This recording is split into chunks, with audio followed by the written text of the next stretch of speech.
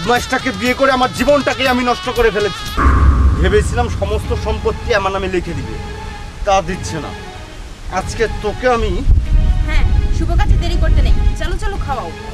ঠিকই বলেছো। হাই, হ্যাঁ, কষ্ট করে তোমাকে আর আমাকে খাওয়াতে হবে না, দাও না, আমি নিজেই খেয়ে নিচ্ছি।